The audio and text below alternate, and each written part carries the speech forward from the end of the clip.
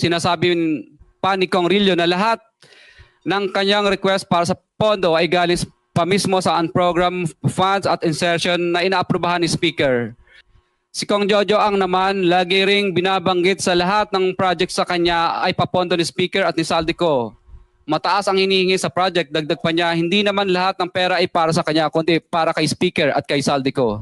Pagdating ng 2025, si District Engineer Aristotle Ramos ang sumunod na nagpakilala na bagman ni Kong Roman Romulo kung saan 30% ang kanyang hiningi ay para kay Kong Roman Romulo. Sinabihan ko kay D.E. Ramos na masyado namang mataas, ngunit sinabi niya na walang magagawa dito dahil pondo ito galing sa unprogrammed funds at insertion galing sa taas. To take advantage of the state witness protection law sapagkat napakalaki po ng problema ang kinakaharap ng bansa natin, particular na po dito sa mga flood control projects na talaga namang nakapagbigay ng alalahanin, hindi lamang alalahanin kundi galit sa ating mamamayan. Meron pong nagkusang loob na gustong magbigay na ng kanilang sworn statement at kinakailangan pong ipresenta natin sila sapagkat ito'y ipinadala nila sa inyong lingkod sa chairman of the House, chairman of this Blue Ribbon Committee. May I call on Mrs. Sara Diskaya to please present and read before us your sworn statement. Magandang umaga po sa mga kagalang-galang na senators at miyembro ng Blue Ribbon Committee, lalong-lalo na kay Senator Rodante Marcoleta, Chairman ng Blue Ribbon Committee. Ano to, joint statement ng namin mag-asawa. So I will read partial and then my husband will also read the other half of the sworn statement. So kami si Pacifico F. Diskaya II and Cesara Rowena Diskaya, mag-asawang nasa tamang edad, parehong Pilipino. Number 1, noong 2003, kaming mag-asawa ay tinayun ang kumpanya na pinangalan namin St. Gerard Construction. Ipinarehistro namin ito sa DTI, nakakuha ng contractor's license at nagsimula na lumahok sa mga pribadong construction projects. Number 2, kinalaunan nagsimula na rin kami na lumahok sa mga government projects. Natuklasan namin na hindi naging madali ang trabaho sa mga government projects. Madalas mahirap ang paniningil ng bayad at matagal bago kami mabayaran ng gobyerno.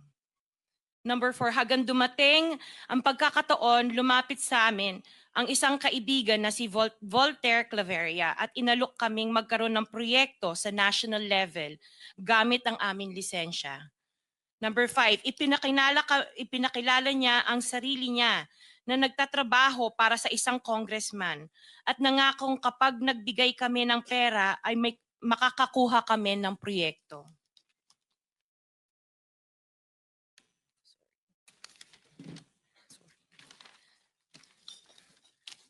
Number 6, dahil wala kaming alam sa kalakaran sa pambansang proyekto sa gobyerno, nagtiwala kami at ibinigay ang lahat ng ipon naming mag-asawa.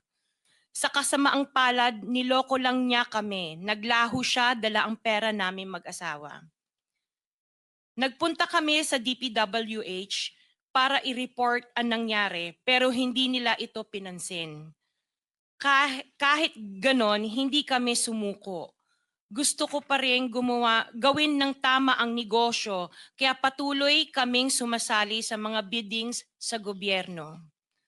Sa kalaunan, ang kumpanya namin ay nanalo sa mga bidding sa mga proyekto sa national government sa pamamagitan ng patas na bidding.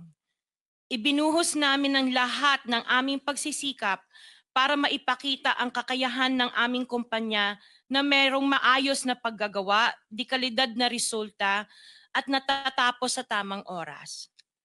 Nagkaroon ng konting tagumpay ang St. Gerard Construction, kaya minabuti namin mag-asawa na mag-expand at bumuo ng ibang kumpanya tulad ng Alpha and Omega General Contractor and Development Corporation. Ngunit nung nagsimula ang makilala ang St. Gerard Construction, dumating naman ang panibagong pagsubok.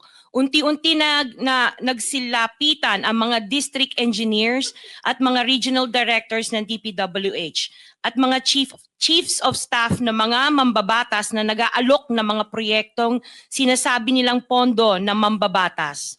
Noong una, sinubukan naming labanan ng mga ito sa pamamagitan ng pagre-report sa DPWH at pagpapadyaryo ng mga tiwaling kawani ng gobyerno. Subalit hindi sila natitinag sa mga ito.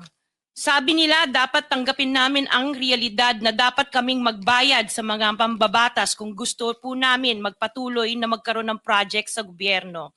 Kung hindi, binabala nila na matatanggal na sa listahan ang kumpanya namin at hindi na makakakuha ng kahit anong proyekto. Hindi namin ginusto kailanman na mapasama sa ganitong sistema, pero kailangan namin magpatuloy para sa pamilya at mga empleyado namin.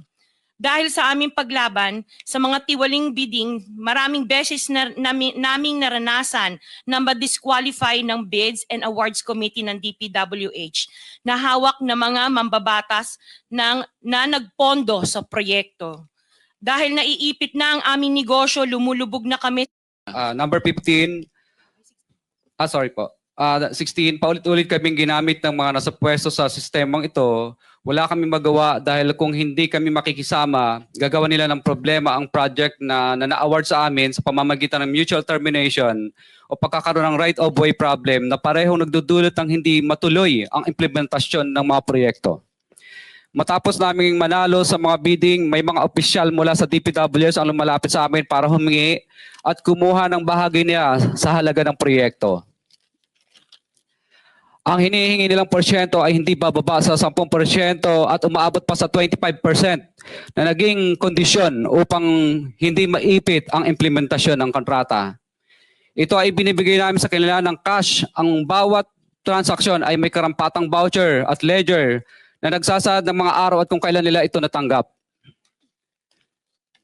Ilan sa kanila ay sina Terence Calatrava, former Undersecretary of Office of the Presidential Assistant of the Visayas of the Philippines, Kong Roman Romulo of Pasig City, Kong Jojo Ang of Uswag Ilonggo Party List, Congressman Patrick Michael Vargas of Quezon City, Kong Juan Carlos Arjo Aitaide of Quezon City, Nicanor Nicky Briones of Aga Party List, Congressman Marcelino Marcy Teodoro of Marikina, Congressman Florida Robes of San Jose del Monte, Bulacan, Congressman Leandro Jesus Madroño of Romblon, Congressman Benjamin Benji Agarao Jr., Congressman Florencio Gabriel Bemnoel of Anwar Party List, Kong Leo de Ode Tariela of Occidental Mindoro, Congressman Reynan Arrogancia of Quezon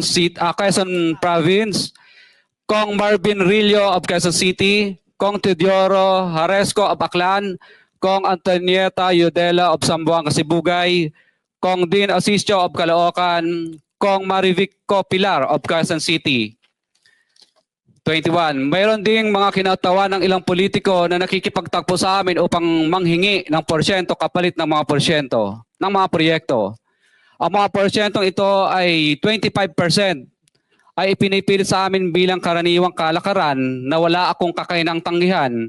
Ilan sa kanila ay sina Regional Director Eduardo Virgilio of DPWS Region 5, Director Ramon Ariola III of Unified Management UPMO, District Engineer Henry Alcantara, DPWS Bulacan First, Undersecretary Robert Bernardo, District Engineer Aristotle Ramos of DPWS Metro First, Pasig City, District Engineer Manny Bulusan of DPWS North, Manila Deo, District Engineer Edgardo C. Pingol of DPWS Bulacan Subdeo, District Engineer Michael Rosaria of DPWS Quezon Second Deo. Karamihan sa mga kawani ng DPWS na nabanggit sa itaas ay paulit-ulit na binabanggit ang delivery ng pera ay para sa kaisaldi ko na dapat at least 25%. Si Kong Marvin Rillo naman ay ilang beses na binabanggit ang pangalan ni Speaker Martin Romualdez bilang kanyang malapit na kaibigan. 25. Sa tuwing umiinom kami sa Wine Story, sa BGC at sa Shangri-La Mall, sinasabi pa ni Kong Rillo na lahat ng kanyang request para sa pondo ay galing pa mismo sa unprogrammed funds at insertion na inaaprubahan ni Speaker. Ang tao ni Marvin Rillo na si Bogs Magalong ang pumupunta sa amin para kunin ang pera sa aming opisina o sa Wine Story. Si Kong Jojo Ang naman lagi ring binabanggit sa lahat ng project sa kanya ay papondo ni Speaker at ni Saldico. Mataas ang hinihingi sa project, dagdag pa niya, hindi naman lahat ng pera ay para sa kanya, kundi para kay Speaker at kay Saldico. Sa lungsod ng Pasig naman, lumapit sa akin ang DPW's project engineer na si Angelita Garucha para kolektahin ang parte ni Kong Roman Romulo sa flood control projects noong 2022. 28, number 28. Pagdating ng 2025, si District Engineer Aristotle Ramos ang sumunod na nagpakilala na bagman ni Kong Roman Romulo kung saan 30% ang kanyang hiningi ay para kay Kong Roman Romulo. Sinabihan ko kay D.E. Ramos na masyado namang mataas, ngunit sinabi niya na walang magagawa dito dahil pondo ito galing sa unprogrammed funds at insertion galing sa taas. Sa ilang pagkakataon, ang mga politiko na personal na inabutan ng halaga ayon sa hinihingi nilang porsyento mula sa proyekto. Ang pagbabayad na ito ay hindi naman kagustuhan kundi isang hakbang na ginawa namin dahil sa matinding panggigipit. Ilan sa kanila ay sina Kong Antonieta Yudela kasama ang kanyang asawa, Kong Marvin Rillo of Quezon City, Kong Nikki Briones of Aga Party List, Arturo N. Atayde, ama ni Kong Arjo Atayde, Kong Florencio Gabriel Bem Noel of Anwaray Party List, Kong Eliandro Jesus Madroña of Romblon, Kong Benjamin Benji Agarao Jr. Bagamat naging matinding pagsubok ang kabawasan ng pondo na nakalaan sa proyekto, pilit at matapat naming sinusunod ang bawat espesifikasyon na nakasaad sa Program of Works na nakasaad sa proyekto ng DPWH.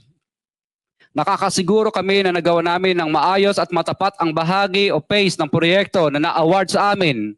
Sa katunayan, hindi kami mababayaran ng DPWH kung hindi ito dumaan at pumasa sa maraming material testing na naaayon sa design ng DPWH.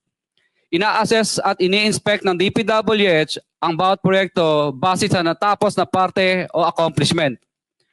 Napilitan kami na i-absorb ang kabawasan na ito na nagdudulot ng maliit na kita o pagkalugi sa ilang projects.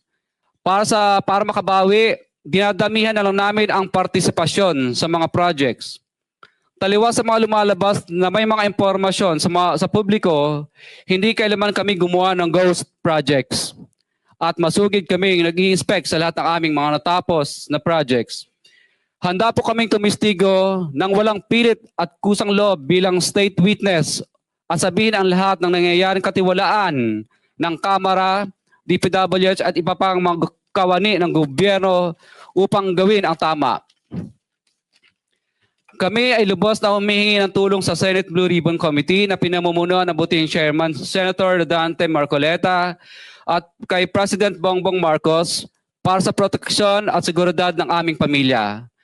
Ang salaysay na ito ay kusang loob naming ginawa at walang sino mang pumilit na gawin ito. Sa katotohanan ng lahat ay nilagdaan namin ang salaysay na ito ng kusang loob at walang pumipilit. Sign, Pacifico of Vizcaya, nagsasalaysay. Notaryado po. For the record, this sworn statement was notarized by a certain attorney Reynaldo F. Segubiense, PTR number 246726, January 4, 2024. Hanggang ang MCLE ay 2025. This was notarized on September 6, 2025. Mr. Chair. Mr. Pacifico Discaya and Cesaria Rowena Discaya, meron pong pirma sa inyong respective na pangalan. Ito po ba'y pirma ninyo? For the record lang. Yes po, Chair. Thank you. Mr. Chair, can we ask a copy, every member of this committee? Yes, we will do that. Pase-xerox po natin ito para lahat po ng miyembro ay bigyan na kita ng kopya kagad. At saka meron akong mga ilan pa rito si Senator Jinggoy. Senator Rapi, isa na lang ang natira kaya pase-xerox natin ito. Bigay mo na lang sa kuya mo. Kuya mo naman si Senator Rapi. Ikaw na mag-share na muna kayo. So, sino po ang gustong magtanong habang base po dito sa sinumpang salaysay na ito, sino po yung gustong magtanong sa kanilang dalawa? Mr. Chair. Senator Erwin. Una ko pong tagatanungan dito po kay Ginoong Pacifico Diskaya. Nabanggit niyo itong mga pangalan po ng mga congressman. Sila po ba mismo? Mukhang dalawa lang po yung binanggit niyo na personal ninyong inabot yung pera.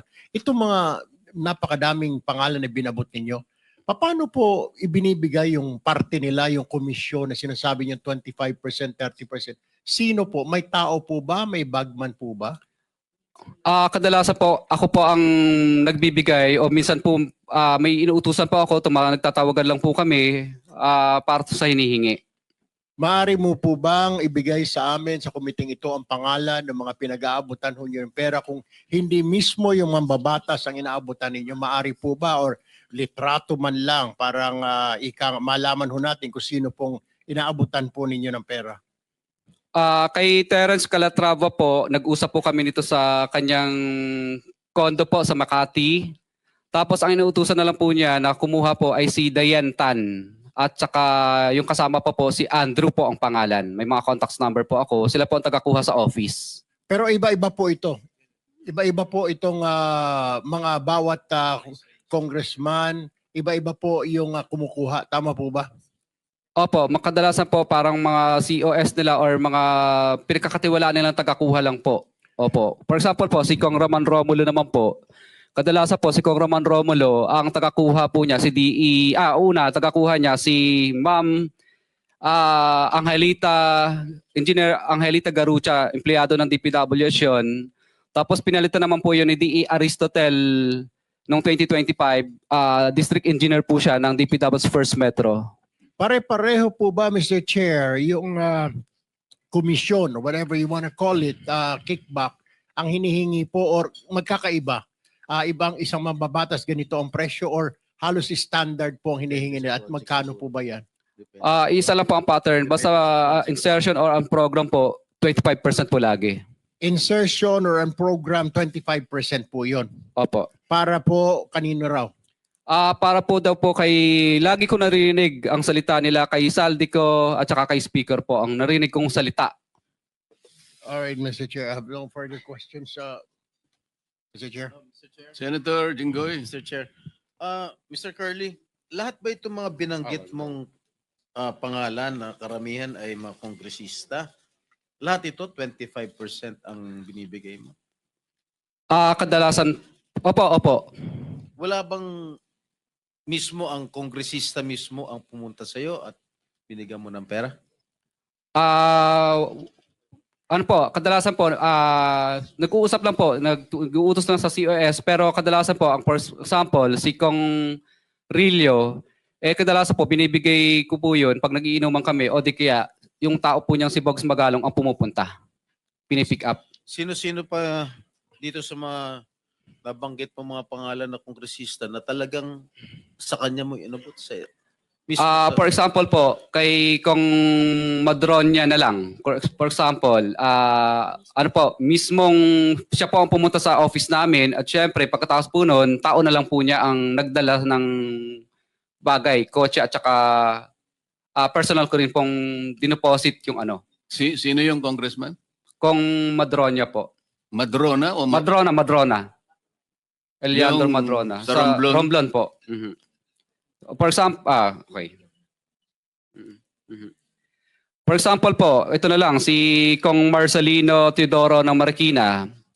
Ang tagakuha naman po nito sa akin ay si Bell Construction. Kasi ang nangyari po nito, pina-mutual terminate po niya yung mga project na napanalunan ko. Dahil, hindi po ako nagbigay. Kaya ang nangyari po nito, napilitan na lang po akong magbigay para i-award ulit. sa panibagong bidding. Pero na mutual terminate na po yung project. So nangyari po nito mataas siyempre, pero hindi 25%. 18% lang po. Meron po ba kayong resibo, Mr. Chair, na not resibo actually, na corresponding document na naibigay mo na itong komisyon ni ganito o wala? Wala po resibo kasi hindi naman po sila paperless, paper trail. No paper trail po lahat ng transaction, pero meron po kaming voucher. Ang voucher po namin, ledger po pala. Ledger, based on ano po? Ano bang sinabi ko sa ano? Dala mo yung ledger mo? Dala mo yung ledger? Hindi po, hindi po. Binibigay mo? Hindi po. Ledger lang po 'yon sa office namin. Yes, Pero siyempre po, pag pinapirma po namin sila, hindi sila pipirma doon. Kumbaga, para matandaan lang po namin na nung panahon na to at araw na to, nagbigay kami ng ganitong halaga. For our, siyempre, para malaman po na records lang po namin. Mr. Chair, I move that we subpoena that ledger, Mr. Chair, so that we'll have a copy here in the committee, Mr. Chair. Yes, pwede mo pwede po bang kaming- pwede mo bang ipadala sa amin kung ano man ang tawag ninyo, kung ledger, anything that will indicate the payment of the alleged commission to each and every member of Congress subject of your sworn statement. Ang dala ko lang po dito ay summary lang po ng mga ledgers. Yeah. For example, Office of Presidential, ano bang ibig sabihin? OPAB, ibig sabihin ng Office of the President Areas Visayas, parang ganun yata ang ibig sabihin ng OPAB. If I may, Mr. Curly, yung record mo ba nagsimula anong taon? Actually, 2022 po lahat nag-start itong record po nito. What about before to 2022? Wala ka record? Hindi ka Hindi po kami nagre-record kasi sumasali lang po kami sa bidding at nagpapadyaryo. So, Mr. Chair, I move that we subpoena duces tecum all the documents or the ledgers that are in possession of Mr. Diskaya.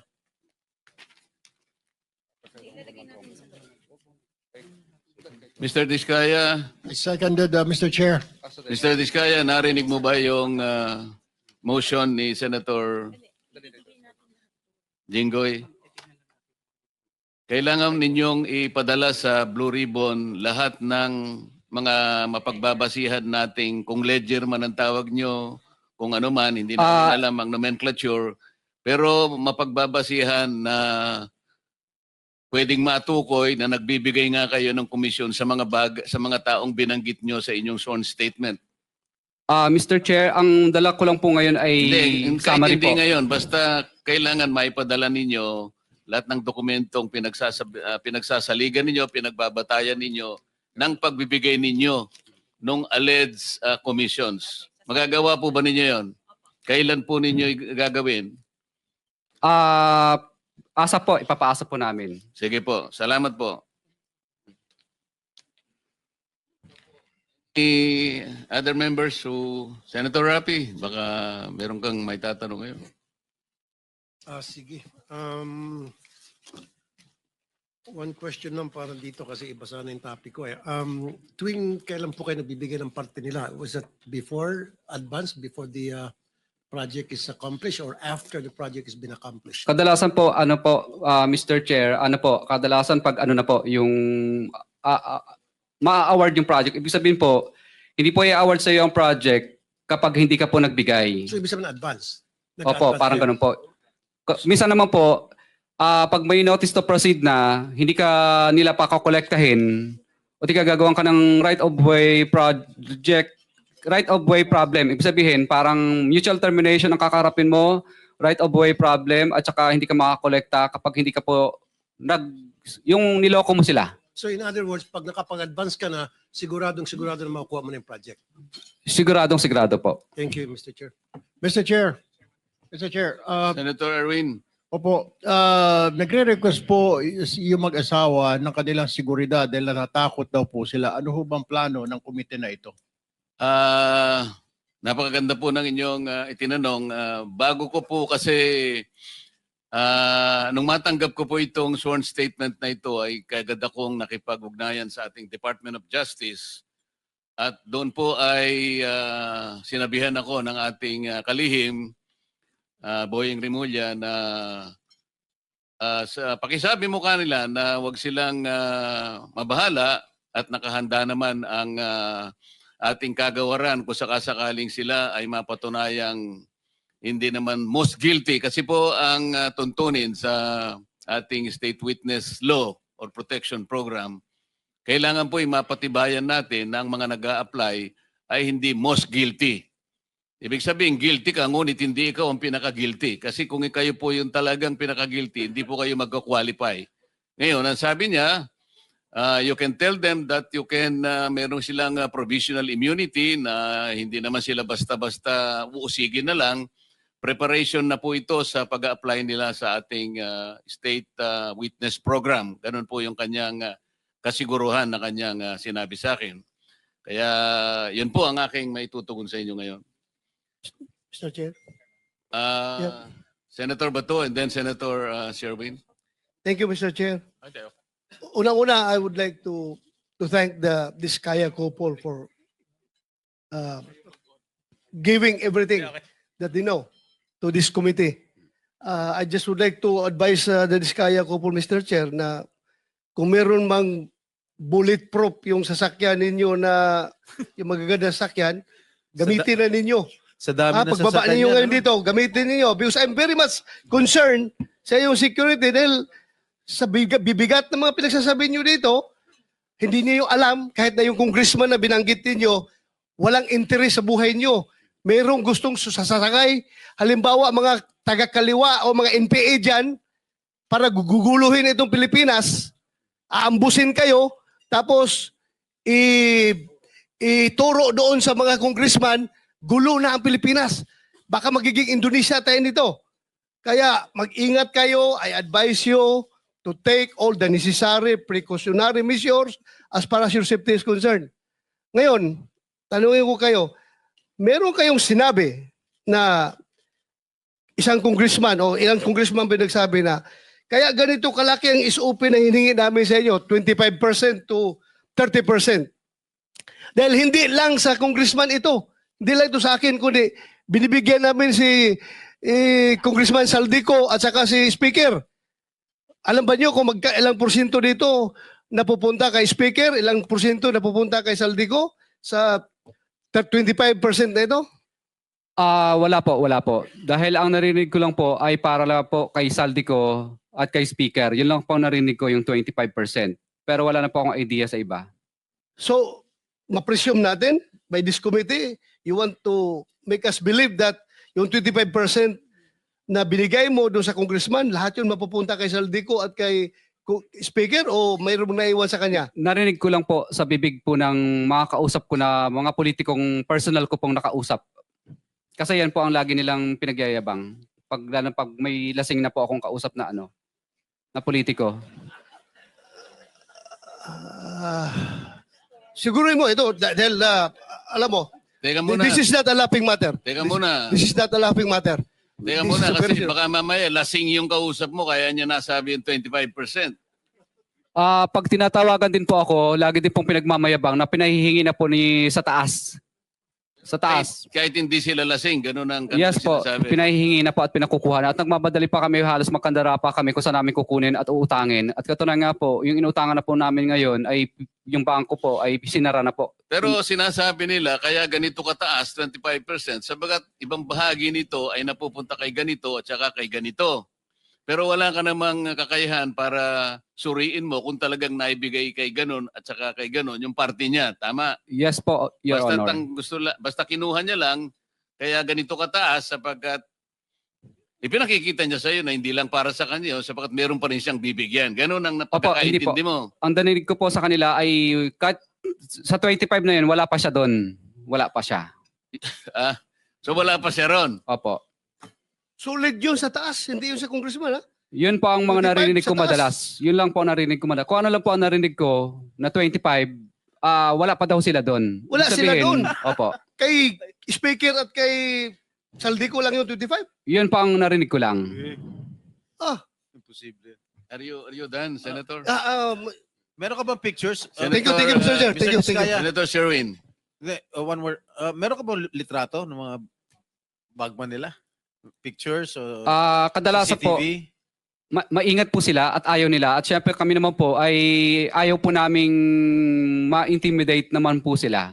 Opo. Saka ayaw po nila. Kadalasan po, syempre ang pagtatag po, kadalasan sa office o di kaya sa hotel, kinukuha.